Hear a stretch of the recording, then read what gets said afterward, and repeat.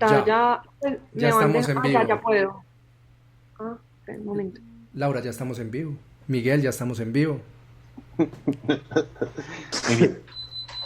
Entonces, muy buenos días para todos. Bienvenidos al Club de Revista del Servicio de Reumatología de la Clínica Bolivariana y de la Universidad del CES. Este es un espacio en el cual hacemos una discusión de diferentes artículos que son de interés desde el punto de vista reumatológico y que tiene como propósito hacer una discusión objetiva, abierta y crítica de los artículos. En estos clubes de revista siempre nos acompaña el doctor Carlos Jaime Velázquez Franco. El doctor Carlos Jaime es el jefe del servicio de reumatología, el jefe del servicio de medicina interna de la Escuela de Ciencias de la Salud de la Universidad Pontificia Bolivariana y es reumatólogo de la Clínica Universitaria Bolivariana. Y nos Trae las acompaña también gafas. el doctor Sebastián Herrera. El doctor Sebastián Herrera es ¿Sí? reumatólogo del CES Las y gafas que me es, quedan así en la medianoche. Andrés, ¿puedes hablar un poquito más duro para que no podamos hablar los demás? Perdón. El doctor Sebastián Herrera es reumatólogo del Hospital General de Medellín, es adicionalmente reumatólogo de médica, es profesor de reumatología del CES y es uno de los creadores de las guías latinoamericanas de lupus. Entonces, pues hoy vamos a empezar con un artículo que es el artículo en el que se compara secukinumab con adalimumab y la editorial. Entonces, eh, dejamos a la doctora Laura, que es la persona que nos va a presentar, ella nos dirá por dónde quiere arrancar. Cuando tenga el micrófono prendido, por supuesto. Bueno, buenos días, buenas tardes. El artículo que vamos a evaluar hoy es un ensayo clínico de secukinumab versus adalimumab para el tratamiento de artritis psoriásica, que es el EXID. Uno de los autores principales es McKeans.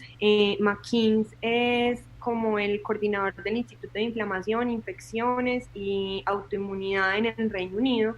Ha sido el presidente de varios capítulos de EULAR. Dentro de sus intereses más importantes es, bueno, dentro de sus intereses más importantes está toda la parte de citoquinas, sinovitis, tiene varios estudios en artritis psoriásica, en secukinumab, está el Future 2, bueno, como mucha trayectoria en toda la parte de biológicos en artritis psoriásica desde más o menos el 2015. Para, yo, esperen un momento. No sé. La otra cosa es que el doctor McInnes pues es realmente un genio. Yo no sé, Sebas ha tenido la oportunidad y el doctor Carlos Jaime han tenido la oportunidad de escucharlo a él. A mí por lo menos me da la impresión de que cuando uno lo escucha a él, uno está escuchando a una persona que vive como 20 años en el futuro. Él es una persona brillante, pues a mí me parece, de todas las personas que yo le he escuchado charlas, es el más brillante de todos los que yo he escuchado, la verdad. Una Por eso charla de hizo él un es un gran gusto. diseño, No te por eso hizo un veneno, gran estudio. no te veneno. Pero bueno. Bueno, Es muy bueno, es editor de Kelly. Sí, es muy bueno. Pues a sí, mí realmente las charlas de él me parecen brillantes. El Son tipo vive por ahí brillantes. 50 años en el futuro. sí. Bueno, empiezan hablando pues como un poco de contexto, diciendo que la artritis psoriásica es una enfermedad, una espondiloartropatía clínicamente heterogénea que comprende manifestaciones tanto musculoesqueléticas como dermatológicas, incluyendo artritis, espondilitis, entesitis, dactilitis y psoriasis de la piel y de las uñas, que usualmente se inicia con tratamientos con los antiinflamatorios no esteroideos, que son típicamente la primera línea pues como de tratamiento, sin embargo se asocian a efectos adversos y a toxicidad gastrointestinal, por lo cual los médicos se ven obligados a utilizar medicamentos modificadores de la enfermedad convencionales sintéticos, y en aquellos que fallan se pasa pues como a los DIMAR biológicos. Igual ahí hay un problema pues para términos prácticos por nomenclatura se utiliza el término IMARC, pero realmente en psoriasis no son realmente IMARC. Simplemente es que esto es una cosa, pues no está demostrado que el uso con metotrexate en el largo plazo o el uso de otros medicamentos afecte de manera concluyente la progresión de la enfermedad en psoriasis. Listo. El adalimumab es un anticuerpo monoclonal contra el TNF y se utiliza como primera línea de IMAR biológico en la mayoría de pacientes con artritis psoriásica como monoterapia o adicionado pues como al metotrexate. y sabemos que el secukinumab, que es un anti-IL-17, mejora algunos de los dominios de la artritis psoriásica, incluyendo como signos y síntomas, progresión radiográfica, funcionamiento pues como en calidad de vida. Me da pena poner problema tan de temprano, pero de pronto difiere un poquito de ese concepto. Tal vez el término de DIMARS es un término de artritis reumatoide, de modificadores de la enfermedad, pero que metotrexate disminuye la progresión, yo creo que sí está demostrado, no es la evidencia de mejor calidad, pero yo creo que es otro tema, pues otra discusión para otro momento, pero tal vez no es el término para artritis reumatoide, pero yo sí creo que metotrexate disminuye la progresión articular en artritis psoriásica. Lo que quiere decir es que la gente con frecuencia tiende a usar el término DIMAR, pues si digamos que hablar, lo utiliza porque ya se dejó esta nomenclatura. Con metotrexate siempre he tenido el problema de que los estudios que se hicieron con dosis muy bajitas. El problema es que si uno fuera a ser purista, cada enfermedad tiene sus DIMAR distintos. Entonces, por ejemplo, metotrexate, el efecto inhibitorio de metotrexate sobre la progresión de artritis psoriásica no está tan claramente demostrado como el de AR. Entonces eso hace que uno tenga que tener claro más como una, pues es más como un tecnicismo realmente que algo importante, pero que cuando se le están hablando de IMART, le están hablando es por las características que tiene sobre AR, que se agruparon históricamente así los medicamentos, que a veces también la gente, por ejemplo, le dice uno DIMAR en lupus, por ejemplo, el metotrexate no es un DIMAR, la cetirizina no es un DIMAR. De hecho, posiblemente los únicos DIMAR que existan en lupus, por ejemplo, es una ciclopamida y una cloroquina, que pueden modificar la historia natural de la enfermedad. Listo. Sabemos también, pues aquí como dando un poquito de contexto, que en psoriasis moderada severa y en psoriasis en placa, el secukinumab ha demostrado mayor eficacia versus los inhibidores TNF, específicamente el etanercept y el ustekinumab. Esto es importante porque ya partimos como de una claridad, y es que los IL-17 tienen superioridad pues como en toda la parte del dominio cutáneo, y por eso yo creo que más adelante voy a resaltar esta fortaleza del estudio, aunque el doctor Miguel creo que piensa diferente. ¿Cuál es el problema? Tenemos pocos estudios que nos permitan determinar cuál tratamiento biológico yo debo utilizar o debo iniciar en el paciente con artritis psoriásica que vaya a un DIMAR convencional. Tenemos estudios cabeza a cabeza que han demostrado que los inhibidores IL-17 tienen una mayor eficacia en psoriasis moderada severa en las manifestaciones de piel, como lo había mencionado hace un momento, en los pacientes con artritis psoriásica, pero no tenemos los suficientes datos sobre la eficacia en las manifestaciones musculoesqueléticas de la artritis psoriásica. Entonces, con este estudio, el objetivo fue evaluar superioridad del secukinumab en monoterapia versus adalimumab en monoterapia como un DIMAR biológico de primera línea en artritis psoriásica activa. Y el desenlace pues, principal que ellos querían evaluar era el ACR20. Adicionalmente, también evaluaron la seguridad del secukinumab y el adalimumab dentro pues, del protocolo del estudio. Ya entrando un poquito pues como a los métodos, entonces el EXTID es un estudio, un ensayo clínico aleatorizado, doble ciego, controlado, fase 3B, multicéntrico. En el suplemento pues cuando uno se va a los centros y a los países que se incluyeron pues como en el estudio, son puros países europeos, España, Portugal, Alemania, Francia, bueno, varios países europeos, Australia y Estados Unidos. No hay nada de América Latina ni de América Latina. Solo un comentario ahí de los autores que Christopher Richlin, que es como el tercero o cuarto que está ahí, fue profesor de Javier en New Orleans, y ese es un experto mundial en artritis psoriásica. Wow. Profesor de Javier Márquez, pues que es reumatólogo del Pablo Tobón Uribe. Ahí, Laura, por ejemplo, hay varias cosas que son importantes preguntarles. Por ejemplo, digamos que esa tasa que dicen que el 30 al 40% de los pacientes no toleran metotrexate, es llamativo que, por ejemplo, en los estudios de AR es más o menos lo mismo. En los estudios de distintos expertos han mostrado que incluso haciendo seguimiento en farmacia, más o menos ese es el promedio de pacientes que no funcionan. ¿Cuál es el problema? problema es que a la hora de usted comparar hay ciertas cosas que son importantes.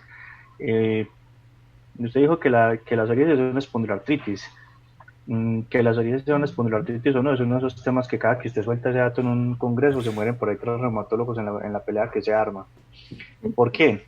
Porque a pesar de que si bien sí está clasificada entre el grupo de las espondiloartritis, tiene ciertas particularidades que hace que no sea completamente enfocada dentro del grupo de las espondiloartritis. Entonces siempre ha quedado la pregunta si los anti-TNF, por ejemplo, se sabe que en AR es necesario el uso de metotrexate para lograr su mejor efectividad. Yo le pregunto al doctor Sebastián y al doctor Carlos Jaime, ellos qué opinan acerca de cuál es si es necesario, por ejemplo, en la artritis psoriásica, usar metotrexate para lograr su máxima efectividad. Entre otras cosas, porque obviamente metotrexate tiene no solamente efectividad en el dominio articular, sino en el dominio cutáneo, y eso hace que el efecto combinado sea importante. Un efecto combinado que puede tener un valor aditivo que puede no necesariamente ser aditivo, por ejemplo, con interleuquina 17. Yo creería que no, pues en ese sentido, a diferencia de AR, pues yo consigo metotrexate, digamos, como en el TICOPA, pues, que es el RCT de artritis psoriásica, donde uno puede dar terapia combinada si lo detecta antes de los 2 primeros años, y si el paciente no mejora, ahí es donde pasa a biológicos, pero no creo que como en AR haya que dar metotrexate más el biológico. Yo creo que ahí el concepto de monoterapia con biológico, independiente de que uno elija, es como lo que uno haría cuando el paciente falla metotrexate, pero no agregar metotrexate como efecto aditivo al biológico. Yo lo vería es cuando hay falla metotrexate que sea el biológico, pero solo sin metotrexate. Sí, yo estoy de acuerdo con el profe Carlos Jaime, o sea, me falló metotrexate, le monto el biológico, me fue muy bien, empiezo a desmontar el metotrexate. Pues, o sea, no hay nada escrito en la parte del desmonte con quién se debería meter uno. En teoría, desde costos es más costoso el biológico, pero yo pensar que un paciente que tuvo dificultad con metotrexate, una vez lo cuadro con el biológico, lo que lo va a desmontar es el biológico, teniendo en cuenta que el metotrexate ya me falló, todavía esa parte como que no la he conciliado. Hay algunos, pues a veces cuando uno va a revisar los números, pareciera ser que los datos más recientes en dosis, por ejemplo, un poquito más actualizadas de metotrexate, pareciera ser que sí hay un efecto, pero que yo diga pues que como AR que hago todo lo posible porque se quede con el metotrexate, no.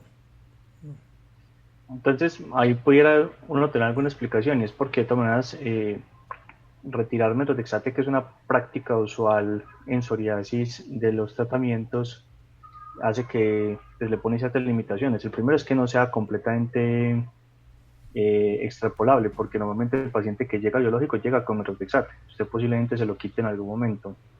Y la otra cosa es que digamos que uno pensaría que dejar metotrexate podría beneficiar más en un diseño de un estudio al anti-TNF que realmente a la interleuquina 17, aunque por ejemplo hay datos que se muestran en este titular que muestran que dosis por encima de 15 miligramos de metotrexate en pacientes que no han dado respuesta normalmente no afectan de forma importante la evolución de la enfermedad y el paciente termina en biológico. Y Ana Carolina quería decir algo. Sí, quería preguntarles, porque cuando estábamos revisando el estudio de ICSE, también hablaban ahí de que permitían el uso de metotrexate para disminuir el riesgo de producción de anticuerpos que bloqueen la acción de la terapia biológica. Entonces, quería preguntarles sobre eso, sobre qué tan útil o eficaz es dejar el metotrexate con ese objetivo, o si realmente no tiene ningún fundamento dejarlo para evitar la producción de anticuerpos inhibidores. Sebas, ¿tú qué opinas? Qué pregunta tan difícil. Entonces, toca partir el mundo en dos. Artritis reumatoide definitivamente está demostrado, y eso se demostró con adalimumab, que algo de metotrexate es mejor que nada. Realmente por encima de 7.5, 10, 12.5, vos vas viendo que la persistencia o la supervivencia del biológico va aumentando. O sea que en artritis reumatoide definitivamente un DMARD, el que más evidencia tiene es metotrexate, va a aumentar la retención del biológico. Ahora, hay un tema espinoso ahí, es que son los anticuerpos antimedicamento, y por dos motivos. Hace 5, 6, 10 años se hizo mucha fuerza de los anticuerpos antimedicamento y su posible rol en la parte de la falla a un biológico, pero entonces ahí entran dos tipos de falla, la falla primaria y la falla secundaria. Probablemente la mayoría de las veces en las fallas primarias no es el anticuerpo antimedicamento, sino que no era la vía. En las fallas secundarias puede haber un rol ahí, pero usualmente, por así decirlo, nos quitamos ese plan de medir anticuerpos antimedicamentos pues porque tenemos el metotrexato y usualmente lo mantenemos en artritis reumatoide.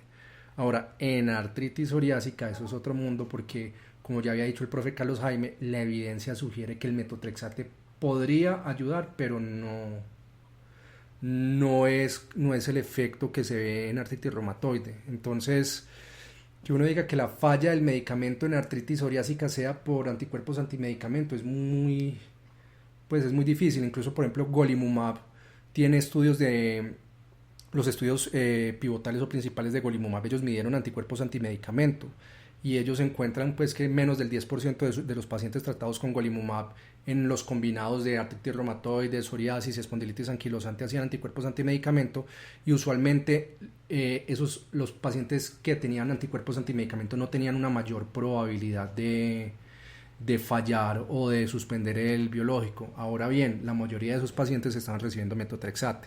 Entonces, ¿será que era que el anticuerpo antimedicamento no iba a significar nada, o simplemente el metotrexate los estaba cubriendo, sobre todo en la parte de artritis reumatoide? Pero con la evidencia que tenemos desde la clínica, pues no es decir que el metotrexate sobra en artritis psoriásica. El metotrexate sirve, el metotrexate tiene una evidencia que nos gustaría que fuera mejor, pero no podemos decir, como se dijo alguna vez en un palar, que es que para qué usamos metotrexate en artritis psoriásica. El metotrexate tiene su espacio en artritis psoriásica. Si falla el biológico es una muy buena respuesta, pero yo estoy muy sesgado desde el punto de si me funcionó el biológico, pues le puedo dar comodidad al paciente y puedo empezar a desmontar el metotrexate. Diferente en artritis reumatoide, que hago todo lo posible porque se quede con él.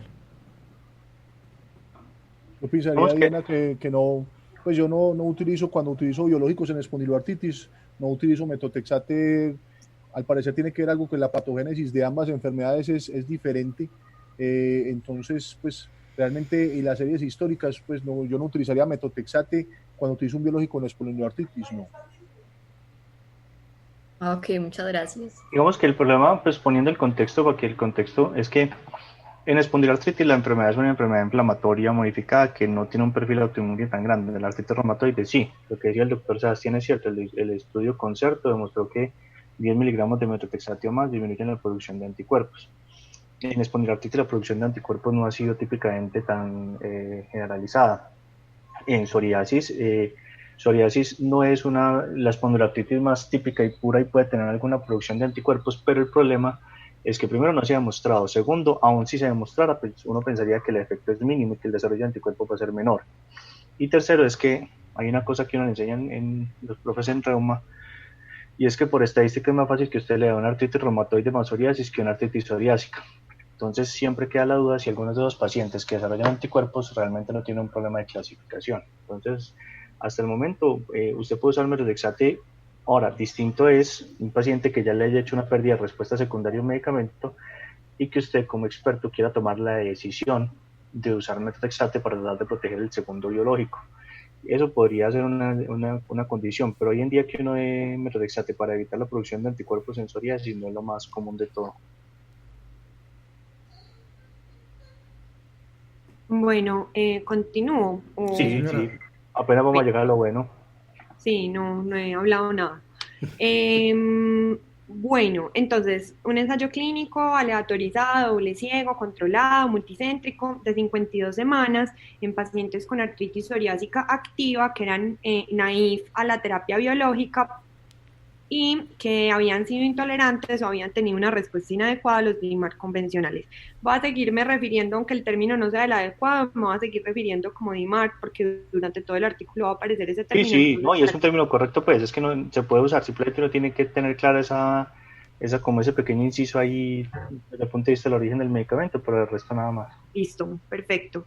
Dentro de los criterios de inclusión, entonces, los pacientes tenían que tener una edad de 18 años o más, tenían que cumplir criterios clasificatorios de artritis, tenían que tener artritis psoriásica activa definida como 3 o más articulaciones inflamadas y 3 o más articulaciones dolorosas, tenían que tener placas activas de artritis psoriásica con al menos una placa de al menos 2 centímetros o cambios en piel consistentes con cambios en uñas, perdón, consistentes con psoriasis o que ya tuvieran una historia documentada de psoriasis en placas. Además que fueran naive al tratamiento con biológico, que previamente hubieran sido tratados con DMARD convencionales sintéticos, incluido pero no limitado a metotrexate, y que hubieran tenido una respuesta inadecuada a ellos o lo hubieran suspendido por problemas pues como de seguridad o tolerabilidad. Que no es lo mismo, pues. Sí, no es lo mismo. Desde el punto de vista de población, son dos poblaciones muy distintas, pero eso no importa mucho en el estudio, pero sí hay que tener claro que una cosa es no respuesta y otra cosa es intolerancia. Sí. Y ellos también ponían como criterio que hubiera tenido una respuesta previa inadecuada a INES por al menos 4 semanas antes de la aleatorización pues como del estudio.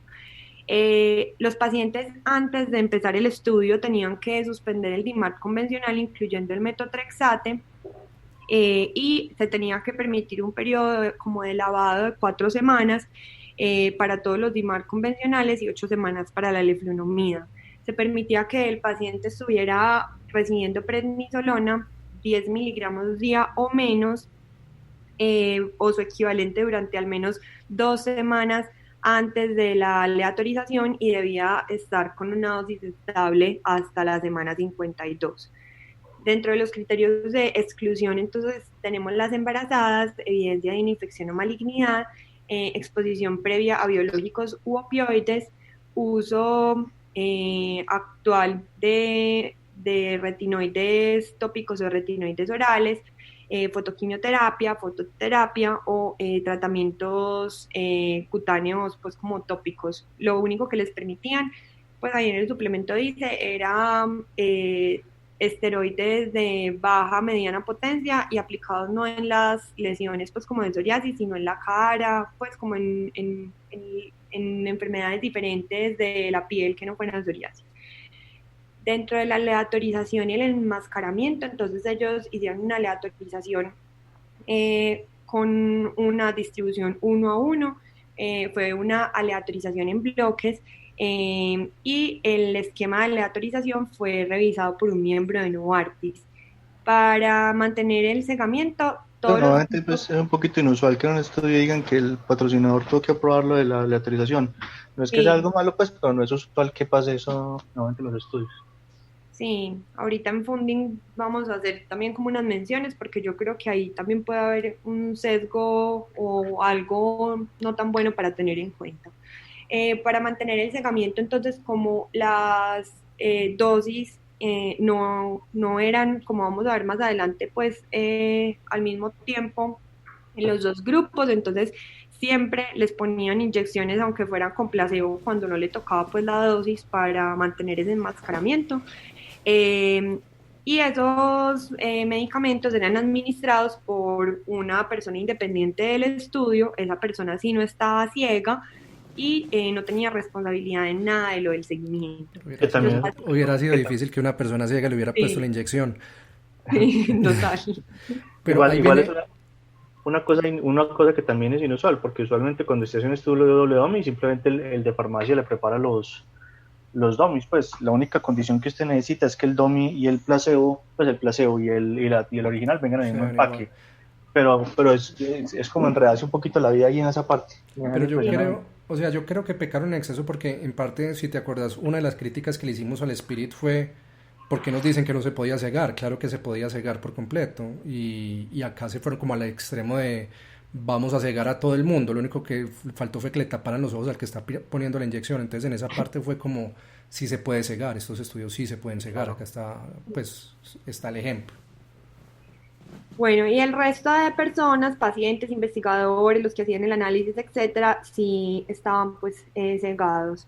Dentro de los procedimientos, pues para explicarlo mejor lo vamos a explicar desde el suplemento. Esperen, ya lo pongo acá. Suplemento. Laura no hizo diapositivas, no. Definitivamente, o sea, eso a una ya semana, no los hacen igual. A una semana de graduación ya no los hacen hizo igual. Diapositivas, definitivamente. Yo creo que Andrés hubiera hecho diapositivas, ¿cierto, Andrés? Sí, seguro. De hecho, hubiera hecho diapositivas, las hubiera borrado y las hubiera vuelto a hacer. Sí, yo también lo hubieras hecho de cero para aprender, porque con eso uno aprende un montón. Bueno,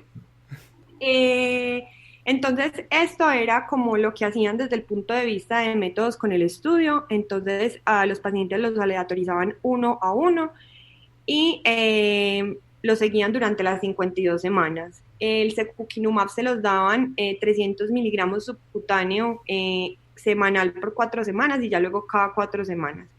Y el adalimumab se los daban cada 2 semanas hasta que finalizaba el estudio. Yo tengo algo que decir ahí, si me permiten la palabra. Por favor, sí, aprovechando que vamos a escuchar tu voz.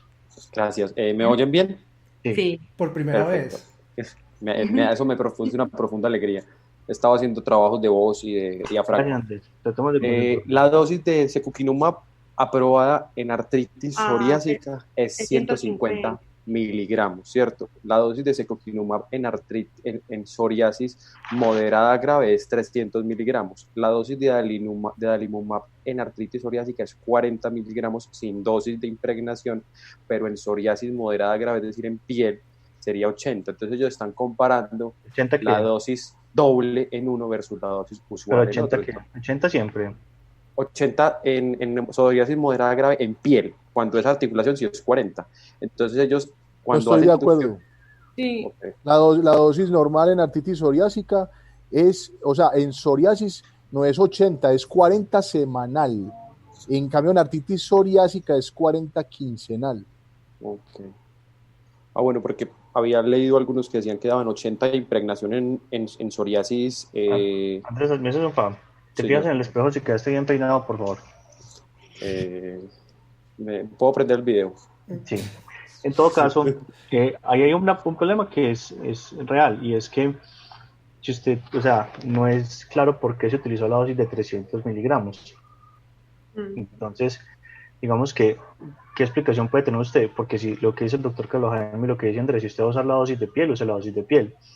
Si usted va a usar la dosis de articulación, use la dosis de articulación. Pero esto nos recuerda, por ejemplo, los estudios de fluoxetil con alopurinol, que el doctor Carlos Jaime siempre lo critica, y es que usted no puede usar dosis de un medicamento a un nivel y dosis de otro medicamento a otro nivel.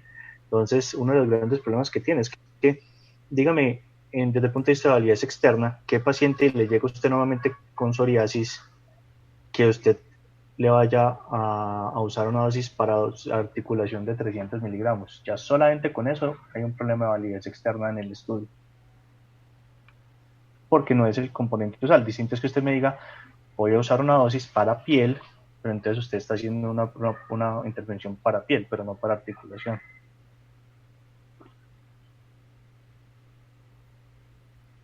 Hijos, ¿qué pasó? ¿Se murieron? Sí, de acuerdo, pues entonces si las dosis son distintas y uno esperaría que al menos si ellos fueran a comparar y fueran objetivos, utilizaran las dosis full en ambas, o al menos las dosis en lo mismo, pero no las dosis altas en una rama y la dosis baja en otra. A menos que usted no esté tan seguro de lo que va a encontrar, por eso prefiera la dosis más alta. Pero yo diría que entonces en ese escenario debieron también irse con la dosis más alta de adalimumab para que al menos fuera, digamos, que nosotros no estuviéramos haciendo esta crítica. Sí, seguramente el doctor McGuinness pensó eso cuando estuvo diseñando el estudio, Andrés. Sí, y probablemente por eso el estudio es así. Sí, de acuerdo. La verdad, sigamos, bueno. A ver si llegamos a la parte de la pelea. Sí.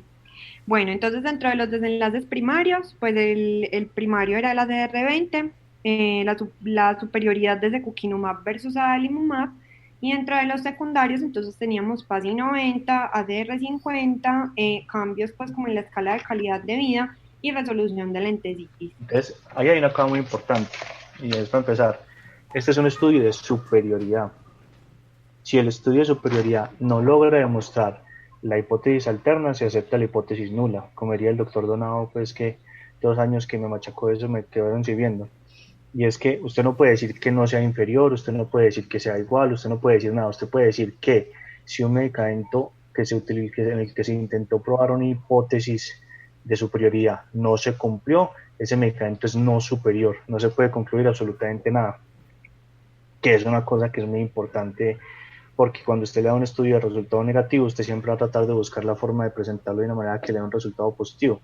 Pero si un estudio no le da superioridad, no se puede decir nada más a que es no superior a la intervención con la que se comparó.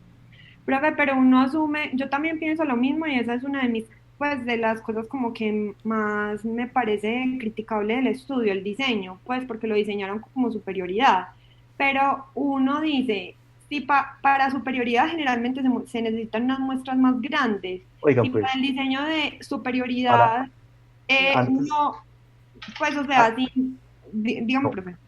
vea, hay varias cosas. Primero, para superioridad no se necesitan muestras más grandes, se necesitan muestras más grandes para no inferioridad y para equivalencia. Los de equivalencia son los que necesitan todavía muestras muchísimo más grandes, porque como los intervalos de confianza tienen que ser tan pequeños y tienen que estar tan, pues tienen que lograrse una predicción tan absoluta, se necesitan unas cosas más grandes.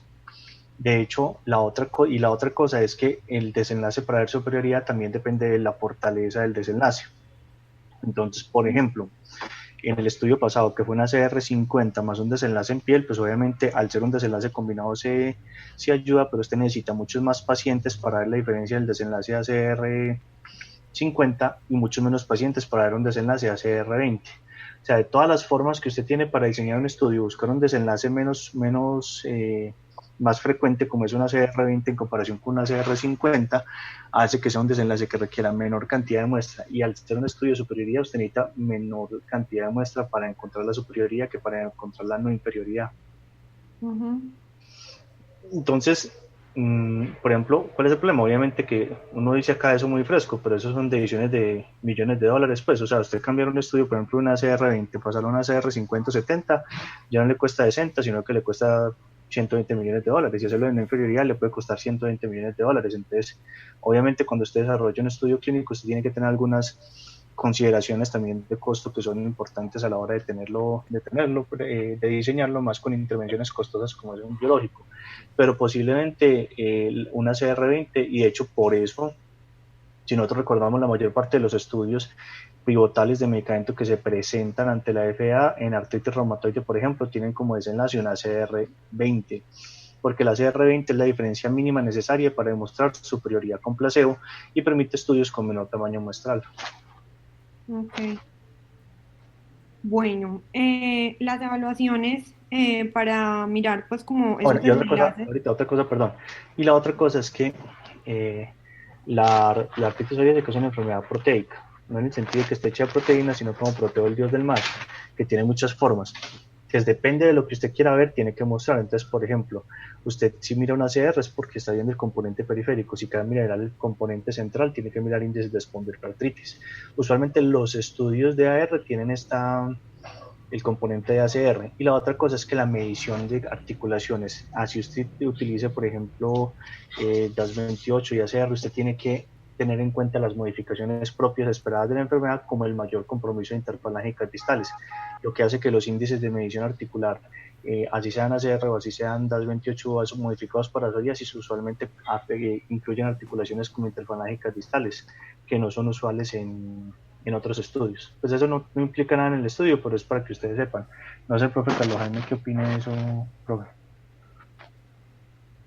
Sí, me parece que el desenlace es pues el que se exige. Uno a veces quisiera pues siempre los desenlaces que son para uno clínicamente relevantes los ponen de desenlaces secundarios y sobre todo por ejemplo la calidad de vida en psoriasis, que creo que es un ítem pues fundamental de desenlace centrado en el paciente, pero realmente ese es pues no cuestionaría pues en este punto como el desenlace. Esos son los desenlaces de todos los estudios. De pronto pues lo que le daría un poquito más de validez es que sea la semana 52.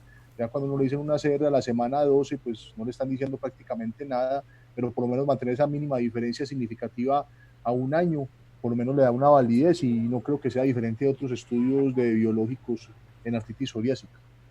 Y más que es complejo pedirle a un laboratorio que, pues, que innove, que su desenlace principal sea un MDA, cuando lo mínimo que le pide una agencia regulatoria es ACR20. Entonces, ¿cómo me pongo yo a arriesgar mi medicamento si me piden, pues si me piden algo que es una ACR20, si todos están evaluando una ACR20, ponerse a innovar con decisiones que son millones de dólares es complejo.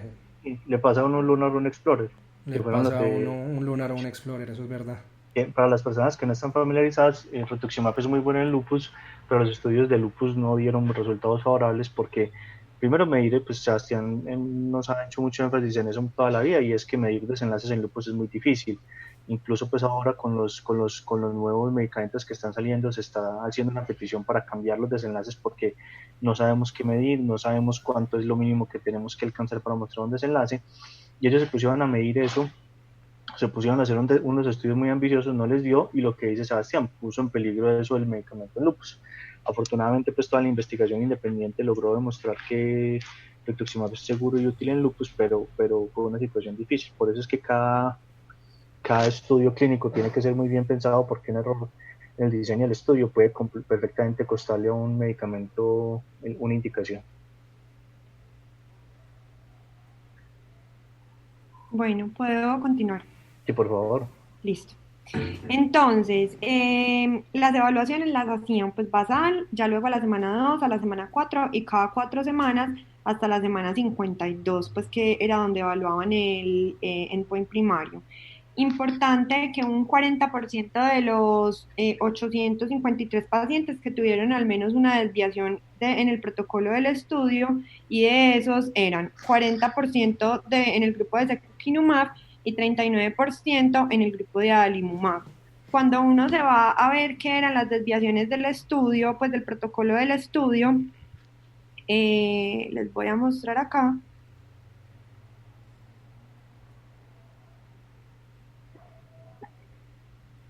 Ahí ya están viendo el protocolo. Sí, señora. Sí. El suplemento. El suplemento, eso. Entonces, cuando uno va a ver qué fue las desviaciones del protocolo, encontramos que realmente en lo que más eran medicamentos prohibidos concomitantemente, 20% y 22%, y otras desviaciones en la guía de práctica clínica. Sin embargo, cuando buscamos acá, pues, qué eran medicamentos prohibidos, encontramos que realmente solamente dicen que los esteroides tópicos o luz ultravioleta, pues como el momento de la aleatorización, y lo que ya nos habían dicho que no pues lo permitían, los retinoides orales o tópicos, fotoquimioterapia, fototerapia y tratamientos tópicos en la piel. Tal vez ellos tenían, como en el protocolo más extenso, exclusiones de otros medicamentos que sean de uso como muy frecuente en la población, no sé si AINES, etcétera, y tal vez por eso hubo tanta desviación en el protocolo. Pues no encontraría como otras explicaciones, y tampoco las dan pues como en el suplemento. Bueno, y también se me pasó acá. Listo.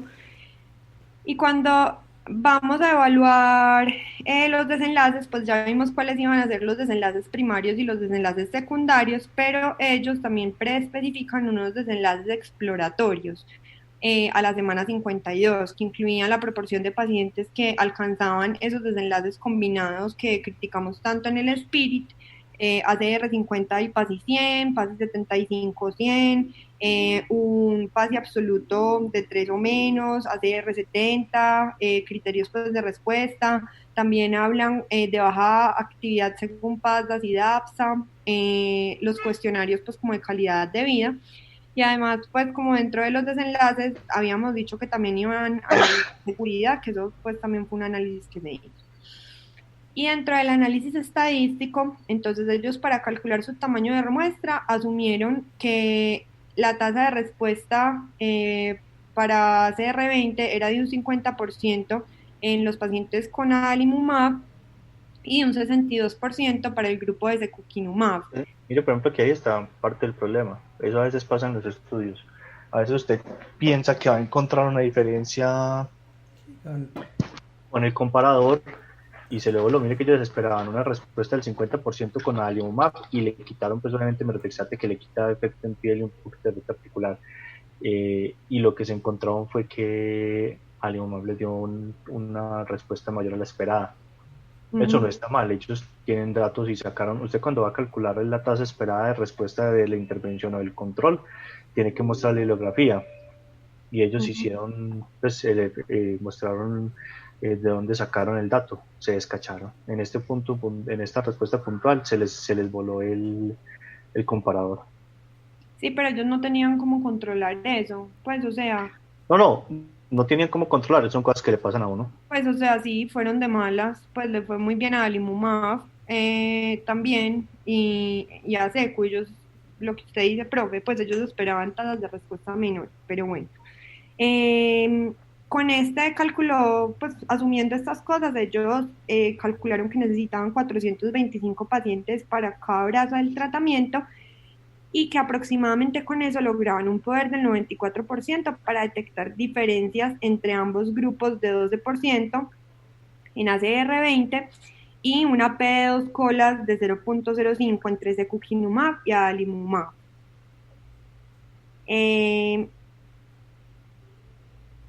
Hicieron un análisis por intención a tratar. Pero, bueno, estás mirando primero el texto y después la gráfica, ¿pero qué?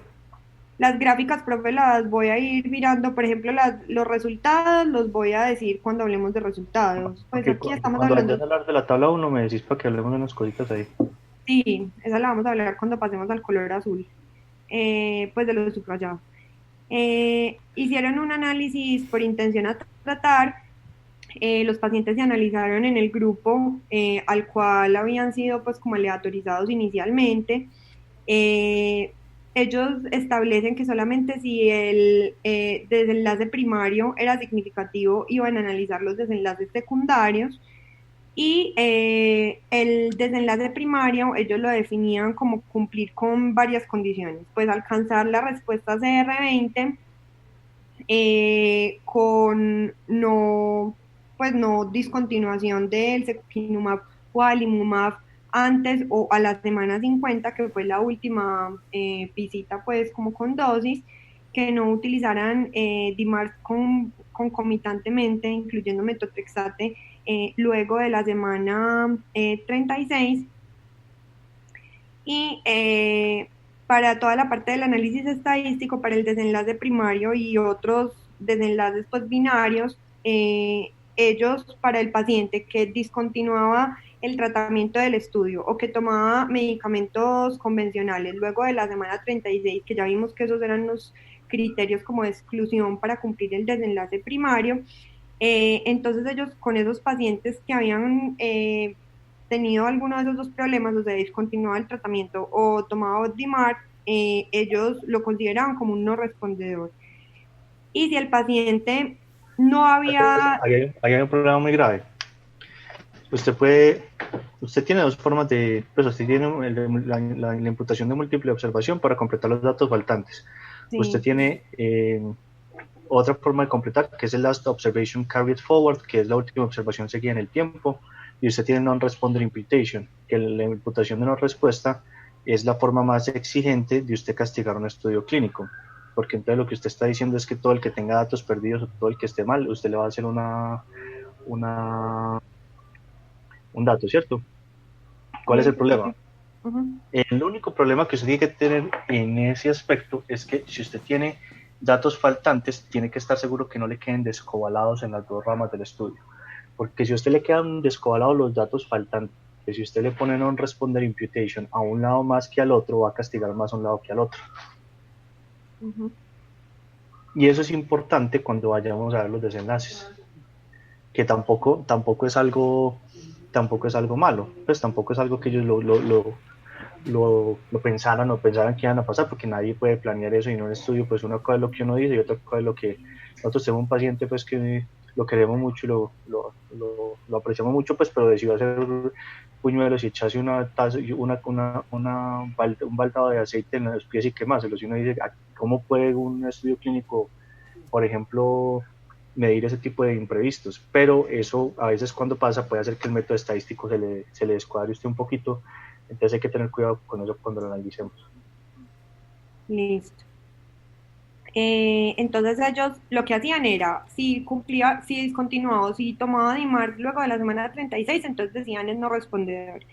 Y si no pasaba ninguna de esas dos cosas, pero el paciente tenía datos incompletos para calcular el ACR20, por ejemplo, le faltó una visita, bueno, cualquier cosa que estuviera faltando, entonces ellos le hacían múltiple imputación, pues imputación múltiple, que con ese método estadístico lo que ellos trataban de hacer era predecir cómo hubiera sido el resultado de esos datos faltantes de acuerdo con pacientes, con el comportamiento de pacientes similares y de ese mismo paciente en el pasado. Ellos también proponen desde la elaboración del protocolo que van a hacer un análisis de sensibilidad y van a mirar a ver si poniendo a esos pacientes que les faltaban datos, poniéndolos como no respondedores, pues había pues algún cambio para ver el efecto de los datos faltantes. Sí, un análisis de sensibilidad. ¿Qué es? Profe, que uno mete los datos, no, pues uno mete como en el estudio, no todos los datos, excluye algunos para ver la influencia de uno de los resultados sobre los otros. Cuando usted tiene un grupo de pacientes, si usted piensa que puede haber un factor que está afectando el resultado y usted excluye ese factor, ¿cierto? Por ejemplo, no tiene que ser solamente los datos, puede ser, por ejemplo, que usted mire, es que quiero ver el efecto de los pacientes que son fumadores, entonces usted quita fumadores y hace el análisis de sensibilidad. Nuevamente, desde que todo eso esté diseñado a priori, está bien y no hay ningún problema. Usted lo diseña y otra cosa es lo que le muestra el estudio. Ahora, yo tengo una pregunta, que yo sé que esta pregunta me van a pelear todos, pero yo posiblemente si fuera a diseñar este estudio lo hubiera diseñado o por protocolo o hubiera hecho una intención a tratar con un análisis adicional por protocolo. ¿Por qué? Porque digamos que yo estoy usando una dosis más alta de secukinumab contra una dosis de adalimumab, no tengo antecedentes previos que sean importantes que demuestren claramente la superioridad o que me hagan pensar que mi resultado va a tener un claro efecto positivo contra el comparador. Entonces, como lo que yo quiero buscar es el efecto puntual de mi intervención, posiblemente sacrificando algo de validez externa, un diseño por protocolo hubiera sido interesante. De hecho, si análisis de sensibilidad trata de volverse un poquito por protocolo para quienes cumplieron los criterios más selectivos. Yo sé que eso es susceptible a mucho debate y yo sé que decir que los análisis por protocolo tienen mucha menos extrapolación, pero si yo fuera a diseñar el estudio hubiera pensado en hacer algunos análisis por protocolo para ver el efecto real del medicamento, quitado todo lo demás para tratar de demostrar el cambio. No sé el doctor Carlos Jaime y el doctor Sebastián qué opinan de ese punto. Yo estoy de acuerdo, hubiera sido bueno un análisis por protocolo. Sino que se le hubieran metido por lo mismo que dice Miguel, que de pronto le pelean, por ese lado se le hubieran metido la parte de la validez, o sea. Y claro, ahí estamos hablando de que usted todo lo que gana lo pierde en alguna parte, pues hacer posiblemente un análisis por intención a tratar más un análisis por protocolo, o sea, dejar especificado que si va a hacer un análisis de aquellos que cumplían el protocolo para mirar ese efecto también. Porque donde, por ejemplo, estuviéramos diciendo algo diferente y el protocolo de este estudio no hubiera tenido no hubiéramos tenido las pérdidas, todo esto, uno decir es que yo demostré superioridad en un estudio con imputación de no respondedor, todo el mundo pues hubiera quedado wow. Sí, claro, es verdad. O sea, ya llegó pues ya no hay nada más que poner en artritis psoriásica, llegó lo que era. Exactamente. Bueno, ellos entonces plantean ese análisis de sensibilidad desde el principio y para los desenlaces que no eran binarios, sino que eran desenlaces continuos, entonces los datos de los pacientes que habían discontinuado el estudio antes de la semana 50 o que habían tomado DIMARS luego de la semana 36, los analizaron hasta el punto donde recibieron la última dosis, pues hasta el punto en el que lo discontinuaron o hasta el punto en el que iniciaron la toma de los DIMARS. Y dentro de los desenlaces de seguridad, pues evaluaron todos los eventos que se presentaran en pacientes que hubieran recibido al menos una dosis de medicamento. Dentro de la parte del funding, pues de la financiación, pues fue diseñado y patrocinado por Novartis. La recolección de la información y el análisis fue responsabilidad pues de Novartis. El análisis estadístico por un estadista empleado por Novartis. El manuscrito final lo hizo una persona pues como pagada por Novartis en la India, pero pues ellos sí dicen que todos los autores pues garantizan como la parte de los datos y de los análisis que se efectuaron. Y la otra cosa es que ellos también firmaron acuerdos de confidencialidad. Eso suena muy horrible, pero eso realmente no es nada horrible, pues digamos que ningún laboratorio se gasta 60 millones de dólares para dejar que el autor principal decida cómo va a escribir el manuscrito. Esto es, digamos que en los estudios que son patrocinados por la industria, una práctica muy frecuente. Y los acuerdos de confidencialidad también, porque obviamente si les va muy mal y es un resultado desastroso, la empresa puede decidir no publicarlo, que es importante, que en este caso, por ejemplo, si se publicó el resultado, así no es un resultado positivo franco. Entonces, eso es muy bien. Y antes, digamos que uno cuando no está acostumbrado a leer estos estudios de reuma, se asusta mucho cuando ve todo esto, pero antes esto lo deja uno muy tranquilo, porque es como el conflicto de interés en los médicos. Usted tiene todo el derecho del mundo a tener conflicto de interés. Si a usted le dice un laboratorio que lo va a llevar a Europa a un congreso, pues uno no va a decir que no, muchas veces usted se va, siempre y cuando vaya a estudiar y no a turistear, y todas las cosas. Lo importante es que usted lo declare y que cuando usted tenga esto, entonces, aquí lo único que pasó es que ellos son muy sinceros en todas las cosas que hicieron y en todas las cositas. Entonces, desde ese punto de vista, está bien. Cuando hay problemas, yo creo que todos nosotros recordamos ahora que tenemos muy fresco lo de cloroquina, pues no una farmacéutica, se va a saber bien ese chisme, pero es una compañía que tiene hizo un estudio internacional gigante, pero que después cuando le pidieron la base de datos no estaba. Uno siempre tiene que tener simplemente todas las bases de datos disponibles y toda la información disponible en caso de que se requiera. O sea, las cosas tienen que uno debe poder tener acceso a un dato si lo solicita y quien le responda con el dato. O sea, no es que le tengan que pasar toda la base de datos, pero si alguien dice que no le parece el valor que está dando, si un estadista le da por sentarse y decir que no le parece, deben estar los datos disponibles para tener una revisión externa. Obviamente pues no hay necesidad de violar el secreto comercial de la empresa, pero sí, o sea, desde que uno le digan que está, o sea, ya uno verá cómo lo interpreta y qué tanta confianza le da o no le da, pero desde que esté la declaración de conflicto y que uno sepa dónde está la fuente y cómo se hizo, y que si uno la necesita puede ir a buscar o pueda pedir el dato. Hablando pues, ¿Qué fue lo que pasó con cloroquina? Que cuando fueron a pedir los datos, se esfumó la base de datos y nunca apareció, y tuvieron que retractar 2 artículos de 2 revistas internacionales grandes. Pues Lancet de New England. Más o menos. Sí. Muy bien. Bueno, y ya entrando pues como a los resultados, entonces los pacientes se aleatorizaron entre abril del 2017 y agosto del 2018, 426 al grupo de SECU y 427 al grupo de adalimumab.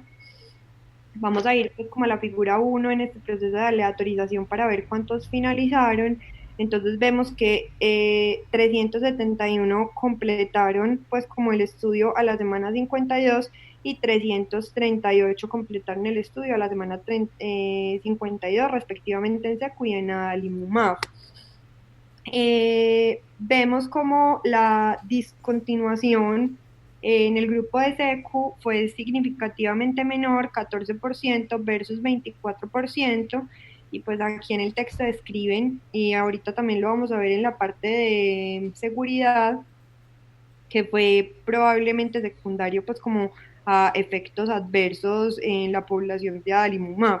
Entonces vemos que dentro de los efectos adversos eran 4% en SECU versus 7% en ADA, falta de eficacia 4% en SECU versus 7% en ADA, y pues decisión del paciente o de quien lo venía pues como siguiendo, 5% en SECU versus 8% en ADA.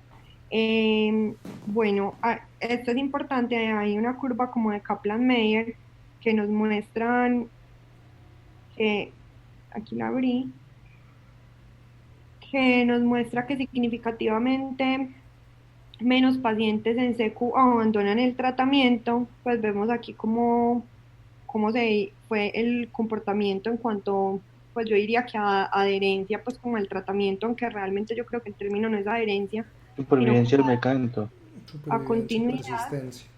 Eso, persistencia. En cuanto a continuidad, y pues probablemente por los efectos adversos que ahora vamos a ver, que fue predominantemente reacciones del sitio de inyección. Que también es raro pues. ¿Qué? Que llama la atención que haya tantas reacciones del sitio de inyección. Sí. Bueno, Y ya pues entrando como a la tabla uno, las características como demográficas básicas, pues o de base, yo es que básicas de base, y todas las, pues como los scores, pues el PASI basal, etcétera, eran similares en ambas poblaciones, excepto la población de mujeres Fija, que era pues, significativamente no estamos viendo la tabla uno. Ahora excepto sí. la parte de mujeres, Entonces, hay una que, cosa que es muy importante.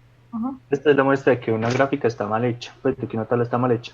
Salvo que usted tenga transexuales, que usted tenga pansexuales, que usted tenga alguna cosa rara por ahí, hermafroditos o alguna cosa, pues obviamente, si ya puso la proporción de mujeres, pues la proporción de hombres se infiere. No es tan, pues usted nuevamente por ahorrar en las tablas le quita hombre y mujer. Es, por ejemplo, una cosa que a veces que se puede quitar de ahí. ok. Vemos que el resto, pues como de características como la raza, el índice de masa corporal. Importante, blancos, ya. Eso le limita un poquito a usted la extrapolación, porque obviamente no dice quiénes son latinos, no dice otra raza, solamente dice blancos o asiáticos o otra no conocida, entonces eso limita un poquito, en psoriasis no es tan importante, pues no está marcado, pero sí lo limita un poquito. También es llamativo el uso de los glucocorticoides. Sí. Sí, señor. Es un porcentaje pues no despreciable. Entonces eso es muy bonito decirlo, que una artritis psoriásica no puede prescribir esteroides, pero a veces uno le toca, pero ese porcentaje sí está. Sí. También el tiempo de evolución de la enfermedad era pues similar, el PASI basal, bueno, otros scores. Hay una cosa muy importante, el HATKI. El HATKI tiene niveles altos en comparación con otras enfermedades articulares y otras limitaciones. Y yo pienso que, y esto es un llamado porque la artritis psoriásica es una enfermedad que es muy compleja. De hecho, los pacientes con artritis psoriásica tienen más tasa de presión que pacientes con enfermedades similares, por ejemplo, diabetes y artritis reumatoide. Porque obviamente para el paciente con artritis psoriásica no solamente está el componente articular, sino el componente estético, el componente social. A veces los pacientes son discriminados por la psoriasis, a veces se sienten, digamos que rechazados, y hasta un 30% de los pacientes pueden tener depresión. Entonces, que esto sea un llamado de atención que en el paciente con psoriasis así se vean igual, pues así se vean igual de inflamados y igual de enfermos que otra persona con enfermedad articular, pueden tener mayor impacto sobre su vida y en especial desde el punto de vista emocional. Entonces siempre hay que estar pendiente de esa parte para darles apoyos y hay que entender por qué a veces la gente dice, no, pues tenés un 3% de compromiso de superficie corporal, pero si ese 3% es en tu cara, pues obviamente te causa una limitación, claro, y un impacto importante en tu vida. Sí. Bueno, y significativamente también fue mayor la proporción de pacientes con entesitis en el grupo de ADALI versus en el grupo de SEC.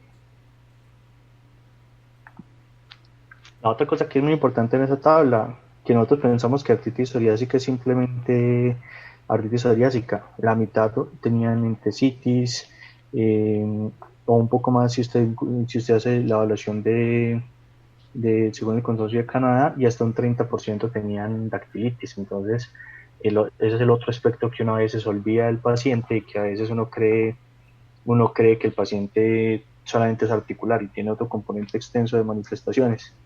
Y si tú bajas un poquito, la gráfica, baja. ¿Esa gráfica cuál es? Esa que te acabaste de pasar. Esta es la gráfica de tasa de respuesta pues, del desenlace primario. O sea, esa es la gráfica principal del estudio, ¿cierto? ¿Y dónde está esa gráfica? En una esquinita. En una esquinita, ¿por qué? Porque no les dio. Entonces, eso no está mal hecho. Que no se vea. Ellos están presentando la información, pero cuando usted en un artículo está presentando gráficas, ahí pues está presentando la información, hay ciertas cosas que son, pues que usted ya sabe qué va a pasar. Si la gráfica principal de un estudio, que es lo más, porque recuerden que las gráficas, a diferencia de las tablas, muestran una información intuitiva, o sea, la persona para entender una tabla tiene que leerla por mucho tiempo, la persona para entender una gráfica tiene que hojearla y ya con eso queda. Entonces, cuando usted su gráfica principal, que es lo más importante que tiene su estudio, usted la pone en una esquina, es porque no tiene algo muy importante que mostrar. Si ustedes se dan cuenta y ustedes bajan un poquito, esto simplemente de diseño de estudios y diseño de cómo lo presenta usted en un artículo. Esto no es porque sea bueno o malo, porque ellos están presentando la información. Pero si usted baja hacia las gráficas que siguen, en las otras gráficas, la gráfica con la que usted arranca, que no es la gráfica principal del estudio, pero es la primera gráfica que está colocada en una posición que sea más visible, es una gráfica que muestra una diferencia importante y llamativa. Eso es una simplemente estrategia de diseño a la hora de usted presentar los datos del estudio, pero es una cosa pues que es llamativa en este estudio que valía la pena revisar. Listo. Bueno, íbamos en la parte de resultados.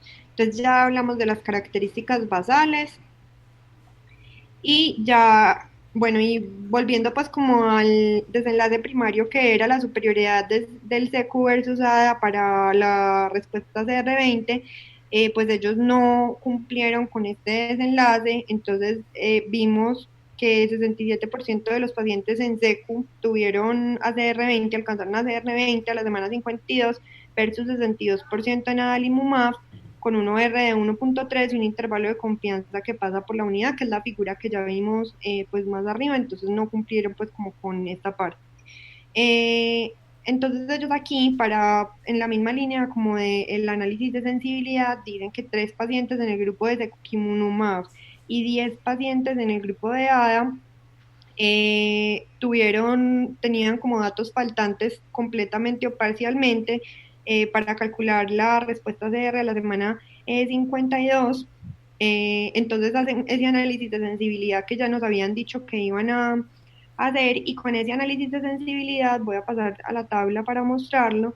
Pues ahí sí encuentran como significancia estadística, tal vez porque entonces había más pacientes con resultados faltantes en el grupo de ADA versus en el grupo de SECU, y por esta razón cuando ya los ponen como no respondedores y vuelven y corren el análisis, pues obviamente gana mucha significancia, ahí sí ya no pasa por la unidad. 1.38 pues, de 1. Tampoco es que gane mucha significancia, pues pasa, simplemente hace un paso marginal ahí de la unidad, pues. Sí, sí, es cierto. Bueno, eso en cuanto a ese análisis de sensibilidad, como no se cumplió el desenlace primario que era la superioridad de CQ versus ADA para el ACR, entonces pues realmente no debían analizar los desenlaces secundarios. Sin embargo, muestran unos ORs que ellos aclaran que son unos ORs no ajustados, que son esas tablas que estábamos mirando. Entonces aquí tenemos en la tabla A, algo que ya sabemos, el PASI 90, pues obviamente a CQ le iba a ir mejor. En la tabla B tenemos ACR 50, pues si no cumplen ACR 20, pues mucho menos 50. Y en la C, cambios pues como en la escala de calidad de vida. Y la de resolución del entesitis. Estas 3 últimas, pues ninguna tuvo significancia porque en algún momento pues fueron iguales el grupo de ADA versus el grupo de SECU. Ahí llamaría la atención porque si hubo un PASI, o sea, si la respuesta PASI si hubo una diferencia en PASI, uno esperaría que tan siquiera hubiera una diferencia en calidad de vida. Sí, de acuerdo. Pues porque es que el dominio cutáneo es lo que más les afecta a la calidad de vida a los pacientes con hepatitis psoriásica. Sí. Pero pues... Miguel, ¿vos tendrías alguna explicación para eso? No, esos yo diría que son esas cosas que uno no entiende mucho. A ver, lo que pasa es que obviamente las escalas de Hatke de calidad de vida, por ejemplo, el Hatke te mide una serie de cosas que son difíciles de decir, porque por ejemplo te mides qué tan difícil es para vos vestirte, bañarte, ir a hacer tus vueltas. Entonces puede que como vos no estás midiendo puntualmente el efecto, por ejemplo, psicológico de la piel en calidad de vida, o el impacto de piel en calidad de vida, esas cosas, tengas algunas cosas que uno diga, bueno, de pronto mejora lo suficiente para no sentirse limitado funcionalmente, pero podemos estar perdiendo porque el elemento no es el más sensible, las otras partes, que es la parte del impacto psicológico y de los otros impactos. No sé el profe Carlos Jaime qué opina de esta situación, porque sí es llamativo. Sí, lo que pasa es que el aquí es multidimensional, entonces digamos que también pues el peso es muy similar de la variable cutánea de las otras variables pues de calidad de vida. Entonces yo creo que por eso tal vez es esa divergencia que Sebastián señala, porque una cosa es el PASI que es muy cutáneo, pero el HACI sí es multidimensional. Muy bien. Muy bien. Entonces, continuando, Jaime, ¿qué opinas? ¿Cuál es la diferencia entre el PASI 90 y el PASI 52? Pues, Pues porque es que el dominio cutáneo es lo que más les afecta a la calidad de vida a los pacientes con hepatitis psoriásica. Pero pues... Me silenciaron. No, la estamos escuchando. Está Aquí bien. aquí no hacemos censura, doctora, tranquila. Oímos tu melodiosa voz, Laura. Está bien, gracias. Yo Son sé las que 7:10, pero bien. está bien, sí. Pero Uy, ya ha sido. quiero aclarar que no ha sido la voz más escuchada. Pues que no. Gracias, Laura. Laura, estás muy alegoncita. Ah, bueno. Dentro pues, los desenlaces de seguridad, que era pues como lo último que ellos querían evaluar, entonces, bueno, primero tenemos que empezar diciendo que el tiempo de exposición a secukinumab fue en promedio 351.7 días y a adalimumab 332.9 días. Y cuando miramos entonces esta tabla de seguridad, vemos que el número de pacientes con algún efecto adverso fue 77 en el grupo de SECU versus 79 de ADA. Si miramos las muertes, hubo una muerte en SECU, pero fue un paciente que realmente se murió finalmente de un cáncer de colon y no lo consideraron asociado al medicamento. Cuando miramos efectos adversos no fatales, ocurrieron pues 8% versus 7%, tampoco pues como diferencia. Pero en la discontinuación del tratamiento por un efecto adverso, sí encontramos que fue significativamente menor en SECU versus en ADA, 4 versus 7%. Y cuando miramos como estos efectos adversos de interés especial, entonces vemos las infecciones 2, 1%, cándida 4 versus 2, infecciones virales 15, y vemos esto, que es las reacciones en el sitio de inyección 4 en SECU versus 11% en ADA. Tal vez por eso pues los pacientes tuvieron menor persistencia en el grupo de adalimumab. Y las reacciones de hipersensibilidad también fueron menores en SECU versus en adalimumab. La malignidad fue infrecuente, menos de 1% y 1% pues respectivamente en ambos grupos. Y cuando miramos los efectos adversos como más frecuentes, encontramos nasofaringitis en el 19% de los pacientes en ambos grupos, infecciones del tracto respiratorio superior en el 10 y 11% como de ambos grupos. No sé si quieren anotar algo más en cuanto a seguridad. No, pero no. Listo. Bueno, esa muerte que hablamos que era un paciente que en el día 85, cuando ya llevaba 6 dosis de SECU, hizo un dolor abdominal y finalmente se murió al día 146, pero por un cáncer de colon. Y pues ya dentro de la discusión ellos dicen que es el primer estudio que compara cabeza a cabeza SECU y ADA y que mira solamente la parte del dominio articular ACR20. Pues yo pienso que esto es una ventaja muy grande porque no se pusieron a comparar como si a mezclar como si lo hicieran en el Spirit Dominios, pues a mezclar piel y articular, que era como un gran confusor. Entonces yo creo que esto es una fortaleza del estudio. Ellos también resaltan... Hay una cosa que es normal, que es práctica, y es que los estudios pivotales tienen estos desenlaces, pero normalmente cuando son otros estudios esperan desenlaces más impactantes. Entonces esa es una de las cosas que uno le critica, que uno, si ya sabemos el ACR20, hubiera sido mejor un desenlace distinto. Pero obviamente ya hicimos esa discusión previamente sobre los tamaños muestrales y sobre todas las cosas, entonces no vamos a retomar. Listo. Y ellos también resaltan que su análisis de sensibilidad que ellos habían preespecificado desde el protocolo sí mostró significativamente... Sí, pero eso está sesgado, pues o sea que se lo podemos pasar por alto. Ok. Dentro de las características basales, ellos hipotetizan que tal vez la proporción mayor de mujeres en el grupo de SECU versus ADA pudo explicar como las diferencias en alcanzar tasas de respuestas, que porque algunos reportes han señalado que las mujeres tienen menores tasas de respuestas al tratamiento en artritis psoriásica. Hablan como de los tratamientos diferentes e individualizados para cada uno de los dominios, sabiendo que hay una superioridad de los IL-17 pues en la parte del dominio cutáneo. Mencionan o citan el artículo El Spirit, que alcanzó como un desenlace significativo cuando miran el desenlace compuesto ACR50 y PASI 100. Y pues ellos siguen resaltando que ellos evaluaron solo lo musculoesquelético, entonces que pierden como la confusión del dominio cutáneo.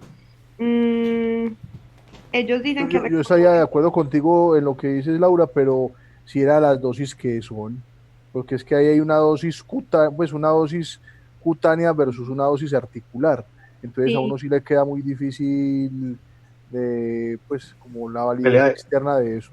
sí. pelea de tocho contra Guayaba Maduro. Y bueno, ellos dicen que igual, aunque pues aunque ellos se enfocaron solo en lo articular, reconocen que realmente lo importante es la calidad de vida del paciente y que la calidad de vida del paciente se alcanza con una sumatoria pues como de dominios. Eh, y bueno, también resaltan lo de la discontinuación, que hubo menor discontinuación del tratamiento en secu versus ADA, probablemente por las reacciones agudas en el sitio de inyección. Esto que puse pues como en morado es algo con lo que no estoy de acuerdo porque ellos terminan diciendo que este estudio da evidencia de eficacia en la parte musculoesquelética de secukinumab sobre adalimumab. Este Pues estudio simplemente demuestra que No, es secukinumab superior. es no superior a adalimumab. No puede, o sea, cuando usted dice eso, de hecho, usted llega y dice, en conclusión, secukinumab no mostró diferencia estadística para superioridad contra adalimumab en el desenlace primario de ACR20 a la semana 52. Eso es lo único que permite concluir. sí, eso, pues esa no me parecía como una conclusión como del todo coherente porque pues el estudio pues no alcanzó el endpoint para el diseño pues que tuvo. Ellos también hablan de que la monoterapia de este estudio limita la generalización a la población en general porque muchas personas utilizan metotrexate concomitantemente y que otra de las limitaciones es que no tenemos datos en la parte de progresión radiográfica. Y en conclusión, SECU no cumplió pues como el desenlace preespecificado de superioridad versus ADA en cuanto a CDR20 a la semana 52. Sin embargo, ellos pues terminan diciendo que se asoció a mayor persistencia del tratamiento versus adalimumab y que numéricamente a los pacientes en la parte musculoesquelética les fue mejor, al igual que en la parte cutánea a las 52 semanas. Y ya en la editorial, que es corta, ya voy a compartir, voy a cambiar acá, editorial. Bueno, ellos empiezan dando como un contexto, dicen que es muy difícil. Esto es como la misma introducción. Ellos dicen pues que hay DIMAR, que no toleran y todo. Sí.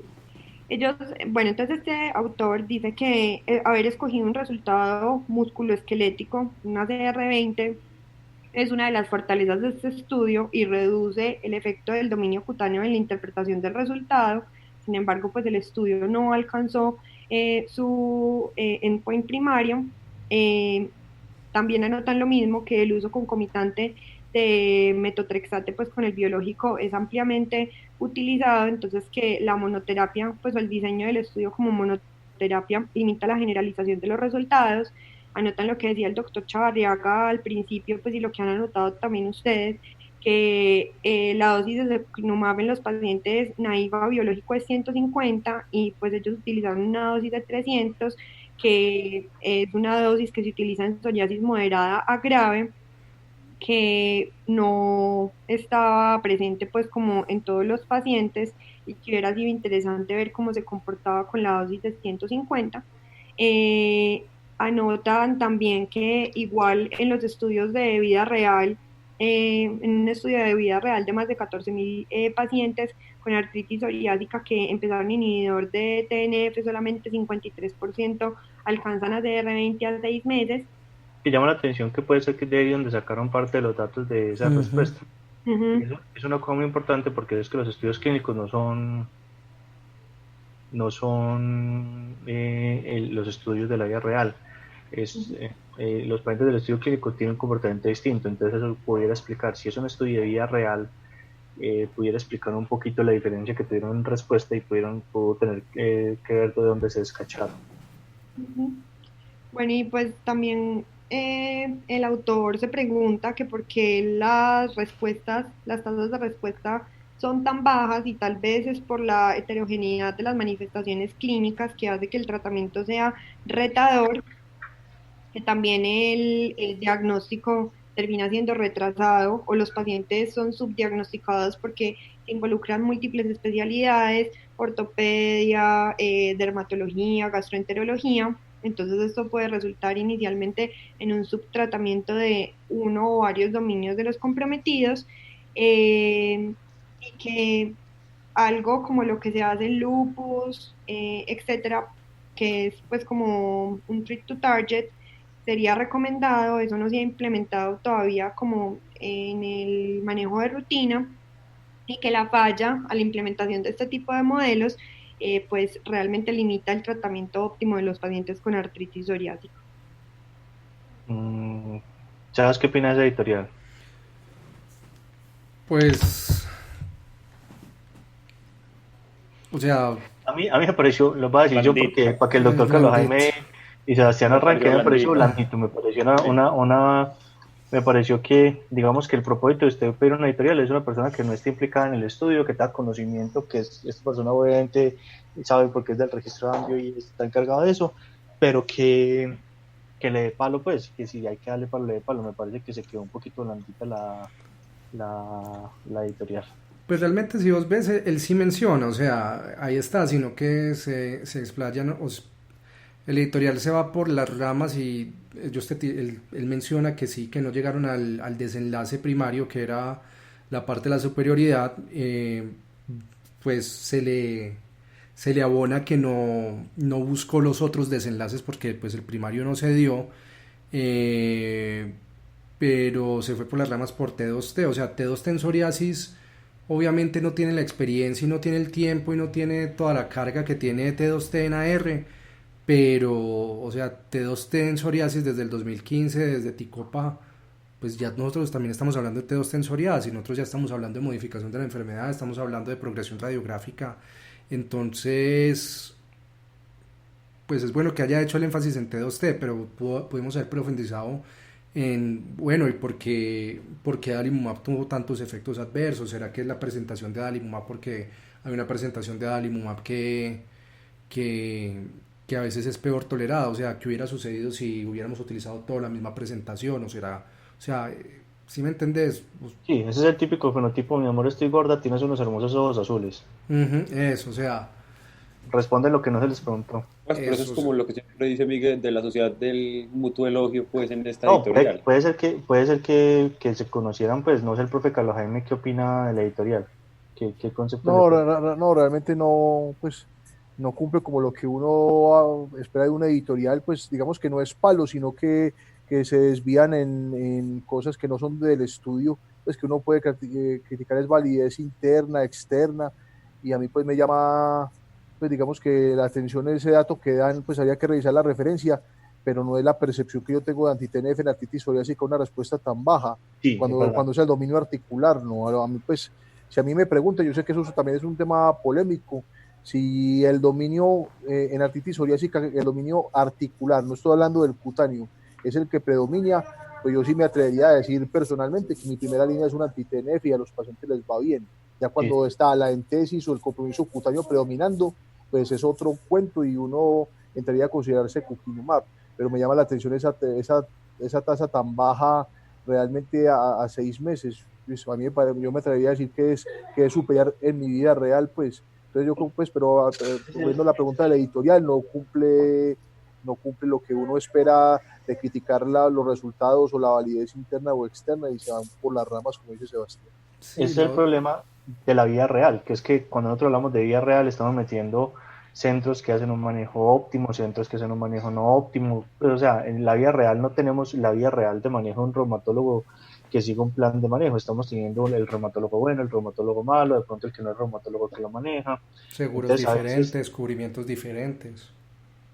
A veces eso, seguridad social diferente, todo un montón de cosas, entonces a veces sacar los datos de vida real a veces le complica a usted un poquito la vida porque le la verdad es imposible acceder pues uno a veces dice la verdad es inaccesible desde todo punto de vista, y este es el punto en el que usted cree que está en presencia de la verdad, y en el estudio le muestran que no era tanto la verdad como usted creía para la evaluación particular que usted quería hacer, y se jodió, ya no tiene nada que hacer, ya quedó jodido. Ahí viene lo otro, y es también, o sea, hubiera la parte de los efectos adversos igual, o sea, aunque poco frecuentes. Secu tuvo enfermedad inflamatoria intestinal, adalimumab no tuvo enfermedad inflamatoria intestinal, entonces le damos palo a adalimumab porque es mal tolerada la inyección, pero se nos olvidó pues que tenemos como dos, 4 casos de enfermedad inflamatoria intestinal en el de secukinumab. Entonces ahí es cuando uno ya empieza a ver que el mundo en artritis psoriásica se está volviendo como el mundo en artritis reumatoide. No es un biológico que los va a dominar a todos por el momento, sino que es el biológico adecuado para el paciente adecuado. O sea, como pasó en AR, que pasamos de unas guías que siempre la primera línea era el anti-TNF a unas guías que digan escoja el biológico más adecuado para su paciente, pues ya estamos viendo también en artritis psoriásica que está pasando eso. Sí, incluso, perdón, qué pena, les doy el dato final. El efecto que yo les estaba hablando se llama el efecto del lago Wobegon, que el lago Wobegon es un lago que hay en una obra de un autor que se llama Garrison Keillor, donde todo el mundo era bonito, ojiazul y alto. Entonces los pacientes de los estudios clínicos tienden a ser bonitos, ojiazules o altos, queriendo decir que son muy enfermos de una cosa, muy aliviados de lo otro, y con un seguimiento muy estricto. Entonces no son los pacientes de la vida real, sino que son de una vida un poquito idealizada. Yo creo que con esto ya podemos dar por terminado, porque yo creo que ya todos tenemos hambre. Ay, sí. Ay, pobrecita. Ya no respeta, no, marica, es que termina legoncita. Sí, le falta una semana y está legoncita. Yo no sabía que tenía el micrófono prendido. O sea, Sí. le ¿Cómo faltaba le decimos, Lorena? Le Díganle faltó una Lorena. semana hasta hoy. No te preocupes, Laura. Que Laura Lorena. Que de pronto para la próxima vez te mandamos un Rappi con unas costillitas o alguna cosa. En todo caso, como ya todos tenemos hambre y estamos a punto de mordernos una pelota de la que sabe, entonces vamos a dejar terminar por hoy el club de revistas. No es que el artículo sea malo, de hecho, si hay una cosa que haya que resaltar en este estudio es que no les dio y lo publicaron y dijeron no nos dio y lo vamos a publicar y vamos a que nos den palo todo lo que nos quieran dar palo, porque así son las cosas. Eso es lo que se debe hacer, y el hecho de que una compañía farmacéutica diga pues no salió y lo vamos a publicar es lo importante, porque de los errores se aprende más que de las victorias. De hecho, en los estudios de lupus, lo que hemos progresado en lupus ha sido en parte grande con los fracasos de algunos estudios. Entonces así es que se tiene que hacer, y si no dio, se publica, se discute, se aprende y se diseñan mejores cosas. Entonces es importante. Yo creo que fue una presentación muy buena. Yo le agradezco a todos los doctores que estuvieron, al doctor Carlos Jaime, al doctor Sebastián, a la doctora Laura, por supuesto, por la presentación, a pesar de que tiene una hambre esa juntina, y no queda más que decirles gracias totales. Entonces nos vemos para el próximo club de revistas, y les agradezco a todos que hayan estado. Muchas gracias. Buenas noches, que estén bien. Buenas noches, hasta luego. Chao.